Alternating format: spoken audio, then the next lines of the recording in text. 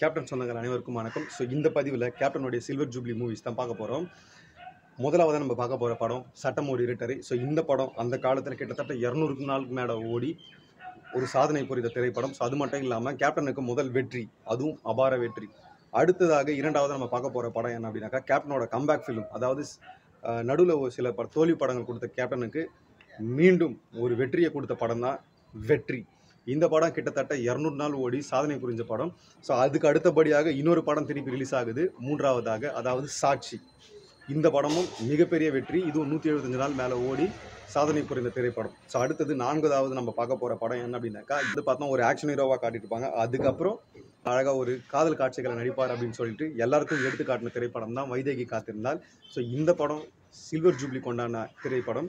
அடுத்தபடியாக இன்னொரு படம் ரிலீஸ் ஆகுது, அதுதான் அம்மன் கோயில் கிழக்காலே. ஸோ இந்த படமும் பார்த்தீங்கன்னா கேப்டனோட கெரியரில் மிகப்பெரிய வெற்றி திரைப்படம். இதுவும் பார்த்தீங்கன்னா அடுத்த ஜேர்னல் இருக்கும். இதுவும் வெள்ளி விழா கொண்டாடின திரைப்படம்.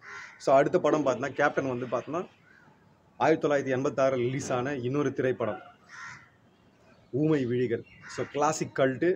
இந்த படம் வந்து பார்த்தீங்கன்னா எந்த ஜென்ரேஷனில் பார்த்தாலும் பார்த்தா சலிக்கவே சலிக்காது, அவ்வளோ த்ரில்லராக இருக்கும் படம். இந்த படத்தில் வந்து பார்த்தீங்கன்னா கேப்டன் அவர்கள் வந்து வயதான தோட்டத்தில் வந்து நடிச்சிருப்பார் அந்த காலகட்டத்திலே. இந்த படம் வந்து கிட்டத்தட்ட 175 நாளுக்கு மேலே ஓடி சில்வர் ஜூப்ளி ஆன திரைப்படம்.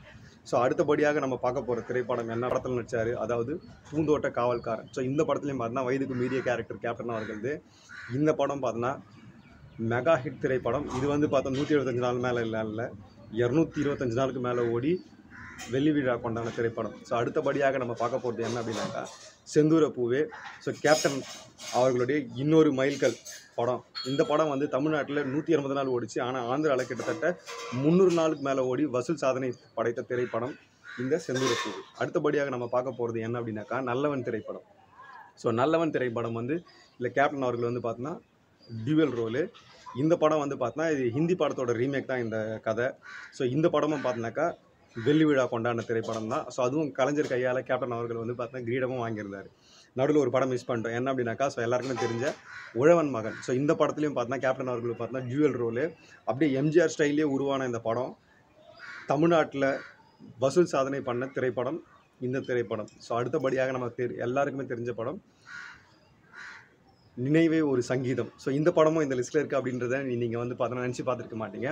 ஸோ இந்த படம் வந்து பார்த்தா 175வது நாள் செலிப்ரேட் பண்ணாங்க. இந்த படத்துக்கு வந்து பார்த்தா 175வது நாள் கொண்டாடும் விதமாக இதில் வந்து திரு கமல்ஹாசன் அவர்கள் வந்து கேப்டன் அவர்கள் வந்து கிரீடம் வந்து பரிசாக அளிவிச்சார். அடுத்தபடியாக நம்ம பார்க்க போகிற படம் என்ன அப்படின்னாக்கா புலன் விசாரணை. ஸோ அந்த காலத்தில் கேப்டனை வந்து ரொம்ப ஸ்டைலிஷ் போலீஸாக செல்வமணி அவர்கள் காட்டின திரைப்படம் இது தான். ஸோ அது மட்டும் இல்லாமல் இது உண்மை சம்பவம், அதாவது ஆட்டோ சங்கர் அவர்களை வந்து மையப்படுத்திய திரைப்படம் இது தான். ஸோ இந்த படம் வந்து கிட்டத்தட்ட 225 நாள் தமிழ்நாட்டில் ஓடி வசூல் சாதனை படைத்த திரைப்படம். அடுத்தபடியாக இன்னொரு திரைப்படம் வருவது, அதாவது கேப்டன் பிரபாகரன். ஸோ இதுவும் வந்து பார்த்தா ஒரு உண்மை சம்பவத்தை அடிப்படையாக வச்சு கொண்ட திரைப்படம் தான் இது கேப்டன் பிரபாகரன்.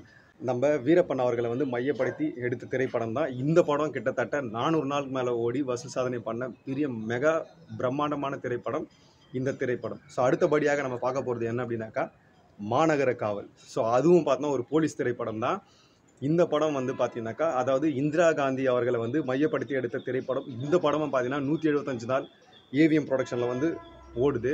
ஸோ அடுத்தது நம்ம பார்க்க போகிறது என்ன அப்படின்னாக்கா சத்திரியன் திரைப்படம். இந்த திரைப்படத்தோட வந்து மைக்கேல் மதன் காமராஜன் ரிலீஸ் ஆகுது. 2 படமும் வந்து ஒன்றா ஓடுது. ஆனால் இந்த சத்திரியன் திரைப்படம் என்பது பார்த்தோன்னா கிளாசிக் கல்ட், அதாவது 225 நாளுக்கு மேலே ஓடி வசூல் சாதனை பண்ண படம் இது. ஸோ அடுத்தபடியாக நம்ம பார்க்க போகிறது என்ன அப்படின்னாக்கா அதில் சின்ன கவுண்டர். ஸோ கிட்டத்தட்ட இந்த படம் வந்து பார்த்தா 315 நாளுக்கு மேலே ஓடி வசூல் சாதனை பண்ண திரைப்படம் இந்த திரைப்படம். ஸோ அடுத்தபடியாக இன்னொரு படம் இருக்குது.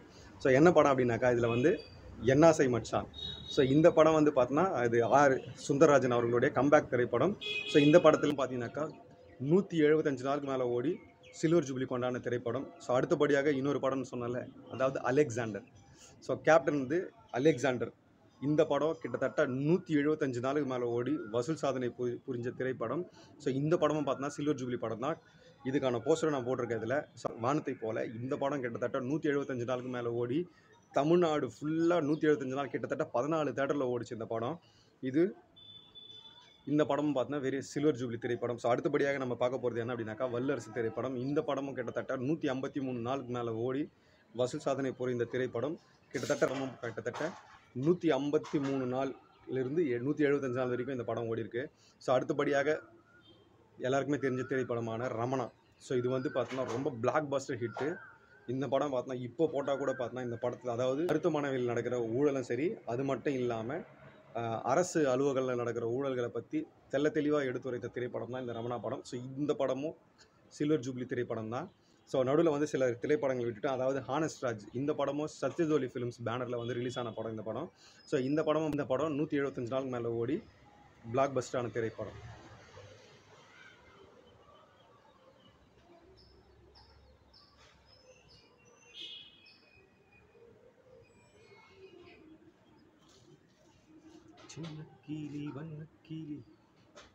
அடுத்தபடியாக நம்ம பார்க்க போகிற படம் என்ன அப்படின்னாக்கா, பாட்டுக்கு ஒரு தலைவன். ஸோ இந்த படம் கூட 175 நாள் ஓடிச்சாங்க. ஆமாங்க, இந்த படம் 175 நாள் ஓடி சில்வர் ஜூப்ளி ஹிட்டான படம். ஸோ கேப்டனோட திரைப்படங்களில் மாறுபட்ட திரைப்படம். அப்படியே காதல் லவ் ஸ்டோரியான இந்த திரைப்படம் மக்கள் மனசில் அந்த காலகட்டத்தில் பாட்டும் சரி படமும் சரி ரொம்ப ரீச் ஆச்சு.